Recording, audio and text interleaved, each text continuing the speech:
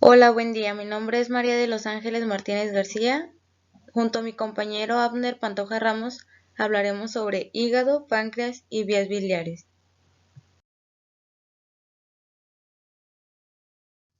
El hígado es una glándula anexa al sistema digestivo que vierte la bilis, producto de secreción externa en el duodeno. Es el órgano más voluminoso del organismo. Este está situado debajo del diafragma, por encima del duodeno y por delante del estómago, como lo podemos observar en esta imagen.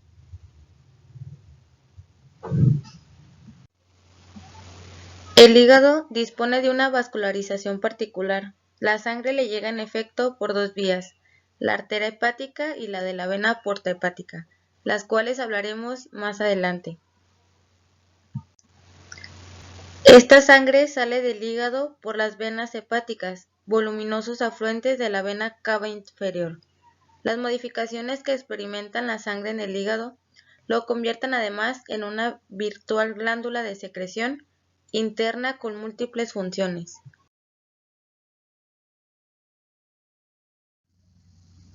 Como ya lo habíamos mencionado, es el órgano más voluminoso del organismo, mide alrededor de 28 centímetros transversal, 16 centímetros en sentido anteroposterior y 8 centímetros de espesor en la zona más voluminosa del lóbulo derecho.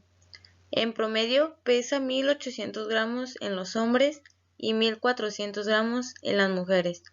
Representa de 1.5 a 2.5 de la masa corporal.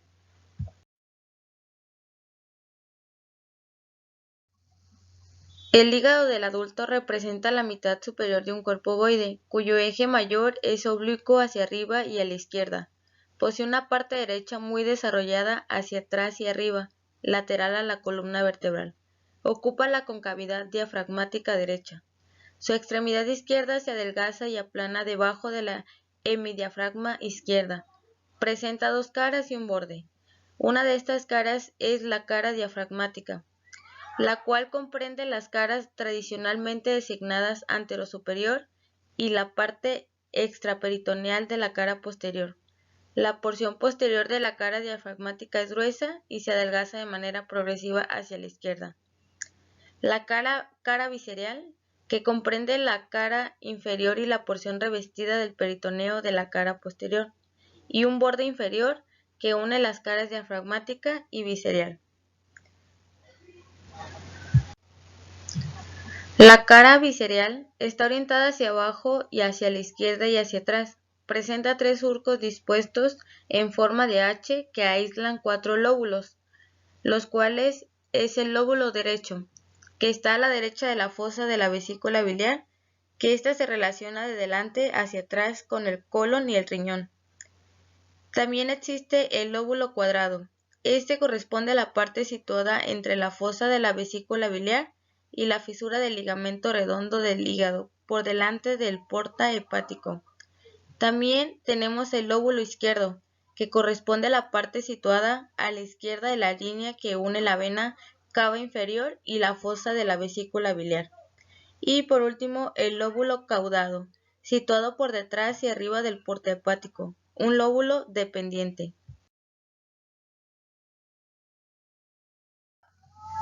En esta imagen podemos observar con más claridad los lóbulos. De este lado tenemos el lóbulo izquierdo, lóbulo derecho, lóbulo caudado y el lobo cuadrado.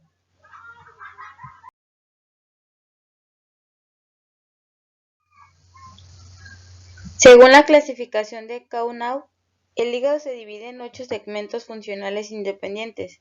Cada segmento presenta su propio pedículo portal, formado por una rama arterial hepática, una rama de la vena porta y un conducto biliar, y aparte está la rama venosa hepática que lleva el flujo de salida. Los segmentos se enumeran en el sentido de las agujas del reloj. Los segmentos 2, 3 y 4 conforman el lóbulo izquierdo. A su vez, los segmentos 5, 8, 6 y 7 forman el lóbulo derecho.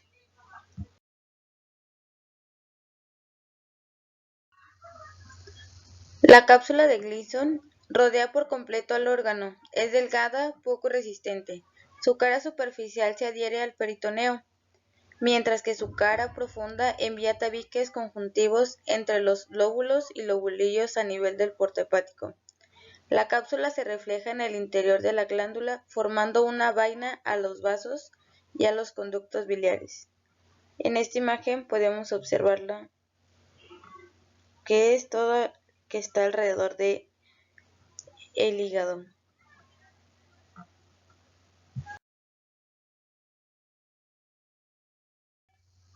El ligamento falciforme es una estructura anatómica laminar, mesotelial al estudio microscópico de forma triangular. La podemos observar en esta imagen.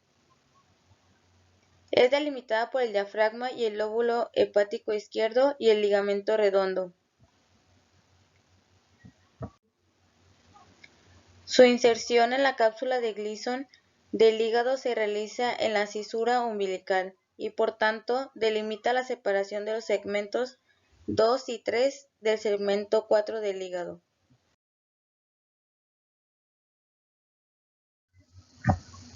El ligamento redondo o teres, también como es conocido, se forma en el borde libre anteroinferior del ligamento falciforme. Lleva la vena umbilical izquierda parcialmente obliterada desde el ombligo hasta la rama intrahepática izquierda de la vena porta. Entra al hígado por la fisura umbilical del lóbulo izquierdo.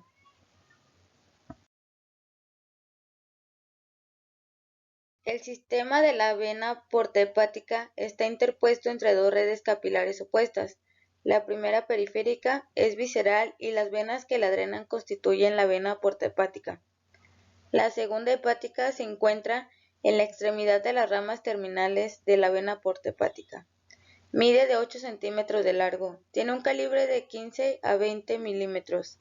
Se forma a nivel de L2 por delante de la cava inferior y por detrás del cuello del páncreas. Está formado por tronco espleno-mesentérico. Al llegar al hilo del hígado, la vena porta da dos ramas. Una de ellas es la rama derecha, que va dirigida al lóbulo del hígado derecho. Se divide en ramas superiores e inferiores para los segmentos 5, 6, 7 y 8. Y la rama izquierda, que va dirigida al lóbulo del hígado izquierdo. Se divide en tres ramas para los segmentos 2, 3 y 4.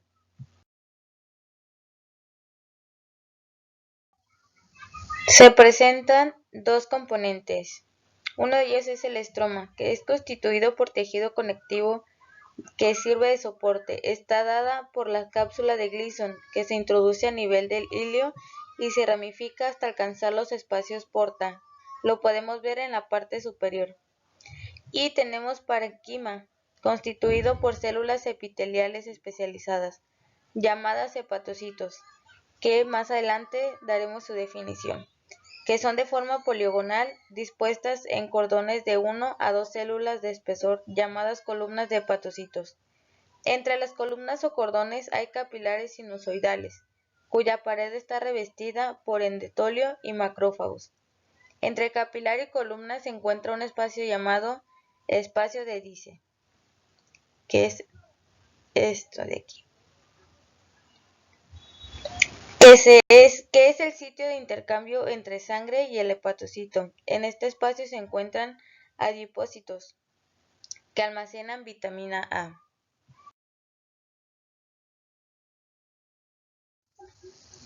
El lobulillo hepático es la unidad estructural hepática. Es un prisma hexagonal de unos 2 milímetros de longitud y un diámetro de aproximadamente 1 milímetro.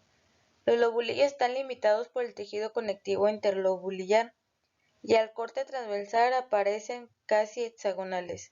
Están compuestos por cordones de hepatocitos que irradian hacia la periferia desde un pequeño vaso central, la vena central, y están separados por sinusoidales. Lo podemos observar en esta parte.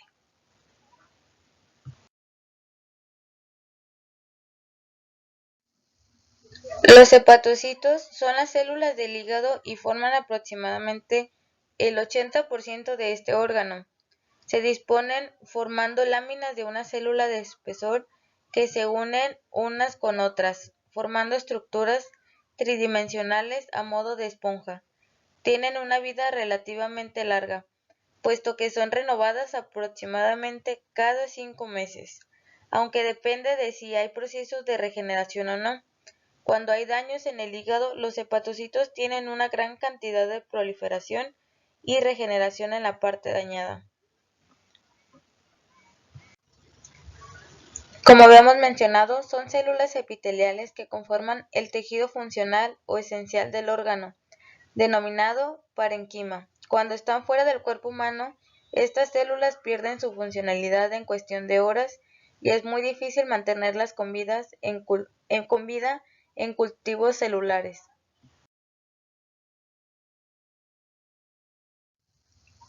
Las principales funciones del hígado son: produce bilis, una sustancia que ayuda al organismo a absorber la grasa; produce proteínas y factores coagulantes que el organismo necesita; regula la glucosa en la sangre y almacena azúcar adicional; colabora con el estómago y el intestino en la digestión de los alimentos; controla la producción y la eliminación del colesterol; almacena vitaminas, grasas y minerales; elimina sustancias tóxicas de la sangre, así como muchos medicamentos recetados y de venta libre; forma parte del sistema inmunológico, que es el que ayuda a su cuerpo a combatir las infecciones.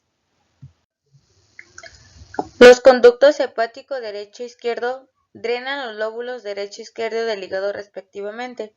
Poco después de abandonar el hilo hepático, los conductos hepáticos derecho e izquierdo se unen en el conducto hepático común. Como podemos observar, es este de aquí. El conducto colédoco se crea en el borde libre del aumento menor por la unión del conducto cístico, que es este, con el conducto hepático común, como lo habíamos mencionado. Su longitud varía de 5 a 15 centímetros. Entra en contacto pancreático principal, como observamos en esta imagen. El páncreas es una glándula alargada en la que se describe una cabeza, un cuerpo y una cola. La cabeza es una porción expandida que se ubica en la curva con forma de C del duodeno. Está unida al duodeno mediante tejido conjuntivo. El cuerpo del páncreas, de ubicación central, atraviesa la línea media del cuerpo humano y la cola se extiende hacia el ilio del brazo. El conducto pancreático o conducto de Wirsung recorre toda la longitud de la glándula y desemboca en el duodeno a la altura de la ampolla hepatopancreática o de Water, a través de la cual también se introducen en el duodeno el colédoco y la vesícula biliar. El esfínter hepatopancreático de Oddi rodea la ampolla y no solo regula el flujo de la bilis y del jugo pancreático hacia el duodeno, sino que también impide el reflujo de los contenidos intestinales hacia el conducto pancreático. En algunas personas, esta presenta un conducto pancreático accesorio de Santorini, que es un vestigio del origen del páncreas a partir de a partir de dos primordios endodérmicos embrionarios que se evaginan del intestino. La cabeza mide 2.2 más 0,3 centímetros, el cuerpo mide 1,8 centímetros más 0,3 centímetros. Puede ser mayor en pacientes obesos, pero disminuye conforme a la edad. La dimensión cefalocaudal de la cabeza es de 2.1 centímetros y el cuerpo de 1.18 centímetros. Puede ser mayor en obesos y disminuye con la edad y pesa 100 gramos en la media. Partes en las que se subdivide el páncreas. El páncreas se divide en varias partes, como pudiera ser la cabeza, que se encuentra dentro de la curvatura duodenal, medial y superior. Proceso unciforme. Posterior a los vasos meséntricos superiores, medial e inferior. En el cuello es anterior a los vasos mesentéricos superiores. Posterior a él se crea la vena porta y a la derecha de la cabeza. Cuerpo. Continúa posterior al estómago, hacia la derecha y ascendiendo ligeramente. La cola. Termina tras pasar entre las capas del ligamento esplenorrenal, la única parte del páncreas intraperitoneal. El conducto pancreático, que empieza en la cola, digiriéndose a la derecha por el cuerpo. En la cabeza cambia de dirección a inferior. En la porción inferior de la cabeza se une al conducto colédoco, dando la ampolla hepatopancreática o ampolla de Water, que se introduce en el duodeno descendente.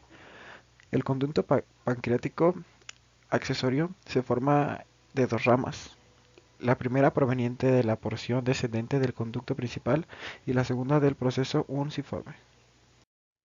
El páncreas es una glándula exócrina y endocrina, como a diferencia del hígado, en el cual las funciones exócrinas y secretoras o endocrinas se realizan en la misma célula. La función doble del páncreas está repartida en dos componentes estructuralmente distintos.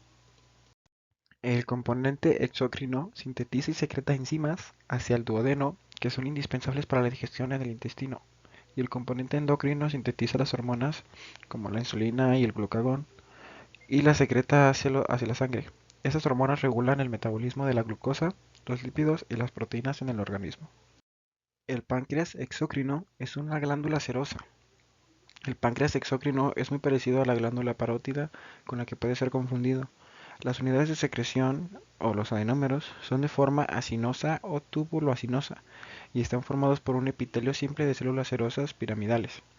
Las células poseen una superficie libre, angosta y una superficie basal ancha. El tejido conjuntivo periacinoso es mínimo o poco. Las células secretoras serosas del acino producen precursores enzimáticos digestivos secretados por el páncreas. Los acinos pancreáticos son singulares entre los acinos glandulares porque el conducto inicial que parte desde el acino, el conducto intercalar, en realidad comienza dentro del adenómero mismo. Las células del conducto, ubicadas dentro del acino, son conocidas como células centroacinosas. Las células acinosas se caracterizan por presentar una basofilia bien definida en el citoplasma basal y gránulos de decimógeno acidófilos en el citoplasma apical. Los gránulos de decimógeno son más abundantes en el páncreas de las personas que están en ayuno. Las células centroacinosas planas carecen de ergatoplasma y de gránulos de secreción, por lo que se tiñen muy pálidamente con la eosina. Esta tinción débil sirve para identificarlas en los cortes histológicos de rutina. Los gránulos de decimógeno contienen una gran variedad de enzimas digestivas de una forma inactiva. Las enzimas pancreáticas pueden digerir la mayor parte de las sustancias alimenticias. A continuación se enumeran las enzimas inactivas o proenzimas contenidas en los gránulos de decimógeno pancreático, junto con las sustancias específicas que digieren una vez activadas. Las endopeptidasas proteolíticas, que digieren proteínas por excisión de sus enlaces peptídicos internos o de los aminoácidos de los extremos carboxilo-terminal o aminoterminal del péptido. Enzimas amiolíticas y amilasa, que digieren los hidratos de carbono al romper los enlaces glucosídicos de los polímeros de la glucosa. Las lipasas, que digieren lípidos por escisión de los enlaces éster de los triglicéridos para producir ácidos grasos libres. Y las enzimas nucleolíticas, desoxirribonucleasa y ribonucleasa, que digieren ácidos nucleicos para producir mononucleótidos. Las enzimas digestivas pancreáticas se activan solo después de alcanzar la luz del intestino delgado. Recordemos que la luz en el intestino es la parte intermedia, la parte que se cree que está vacía, ¿no? O hueca dentro del intestino, a eso se le llama luz. Entonces, las enzimas pancreáticas se activan solo después de alcanzar la luz del intestino delgado. Al principio, la actividad proteolítica de las enzimas heterocinasas en el glucocáliz de las microbiosidades de las células absortivas intestinales convierte el tripsinógeno en tripsina, una enzima proteolítica poderosa. La tripsina luego cataliza la conversión de otras enzimas inactivas, así como la digestión de proteínas en el quimo. Con el MET se observa que la basofilia citoplasmática de las células acinosas pancreáticas corresponde a un extenso conjunto ordenado de RER y ribosomas libres. La presencia de estos numerosos orgánulos concuerda con el alto grado de actividad de síntesis proteica de las células acinosas.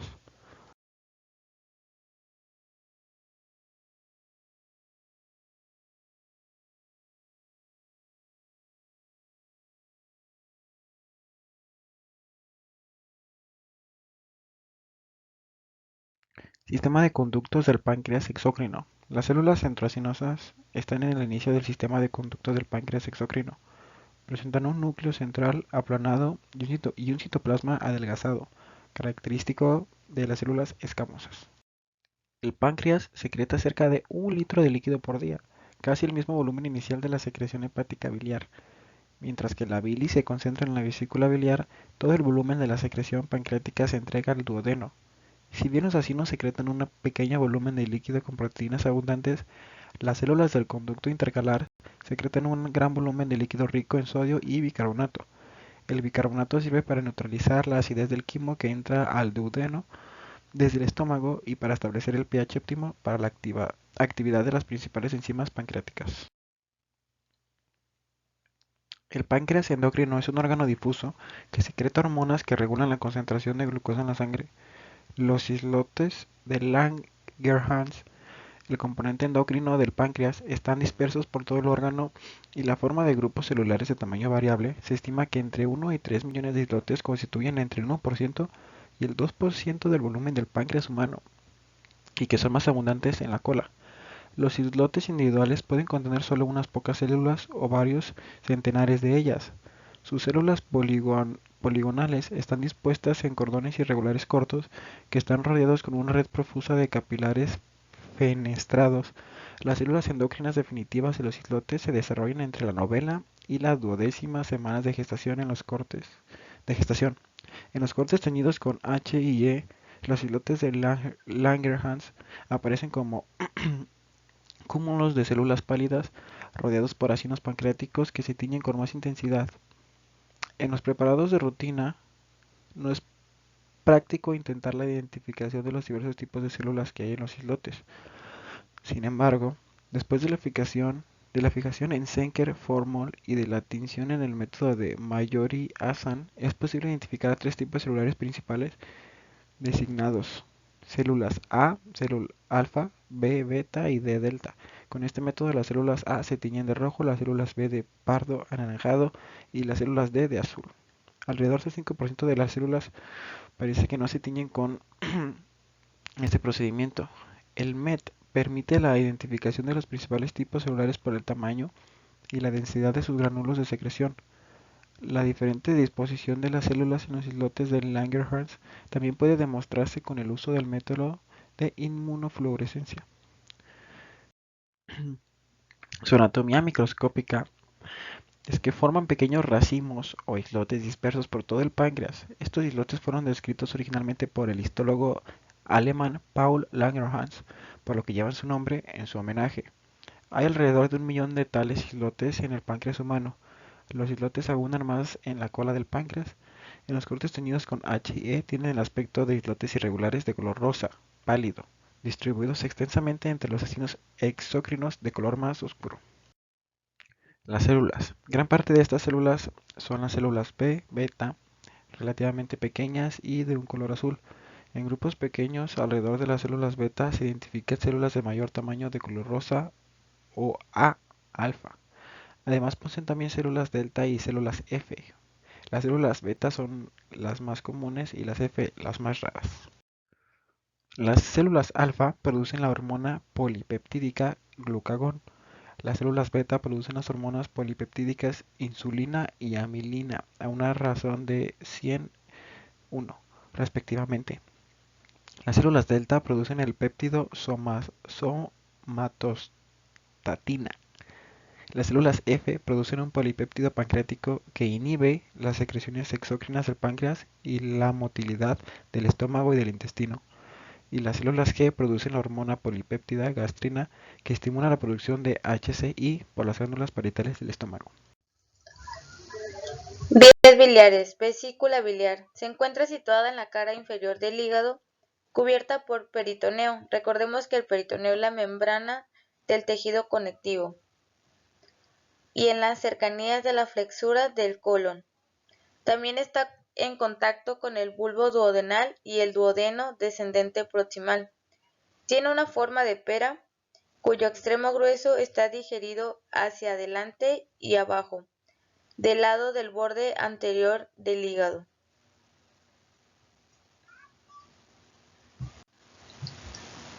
La vesícula biliar es irrigada por la arteria cística, la cual la mayoría de las veces es una rama de la arteria hepática derecha, otras veces de la arteria hepática media y más raras veces de la arteria hepática izquierda.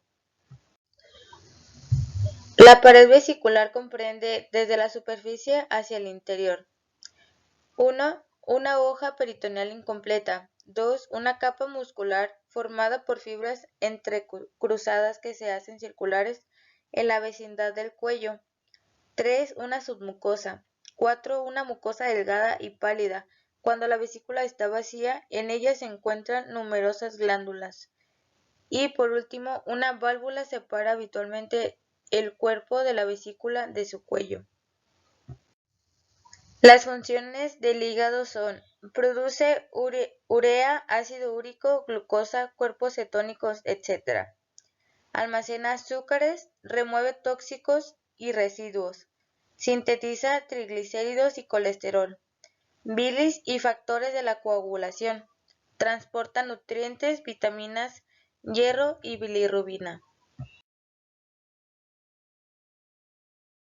El conducto hepático común es un tubo que transporta la bilis desde el hígado. Empieza donde los conductos hepáticos del hígado derecho e izquierdo se unen fuera del hígado. Como observamos, es el conducto hepático común. Termina donde el conducto cístico, que viene de la vesícula biliar, se une al mismo para formar el conducto colédoco. Es una parte del sistema de las vías biliares. El conducto cístico es el tubo que transporta la bilis desde la vesícula biliar. Se une al conducto hepático común para formar el conducto colédoco. Es una parte del sistema de las vías biliares. El conducto de Wirsung o conducto pancreático principal es un conducto que nace en la cola del páncreas, atraviesa el cuerpo, el cuello y la cabeza de esta glándula para desembocar a través de la ampolla de Water en la carúncula mayor del duodeno, junto al conducto colédoco procedente de la vesícula biliar. El esfínter de Oddi es un músculo que envuelve la desembocadura de los conductos biliar y pancreático en el duodeno. Este músculo tiene la función de controlar la salida de la bilis procedente de la vesícula a través del conducto biliar y la salida del jugo pancreático a través del conducto pancreático al duodeno en respuesta a la comida ingerida para su digestión. La ampolla de Water o ampolla hepatopancreática, papila de Water o papila duodenal mayor es la parte del duodeno donde desemboca el conducto biliar común o conducto colédoco en la segunda parte duodenal. La ampolla de Water consta de varios esfínteres de músculos liso que regulan el flujo de bilis y jugo pancreático a través de la ampolla. Todos ellos forman un conjunto. El esfínter de Oddi, que es un acúmulo de músculos lisos que controlan la introducción de bilis y jugos pancreáticos al duodeno y previene la entrada retrógrada de contenido duodenal a través de la ampolla.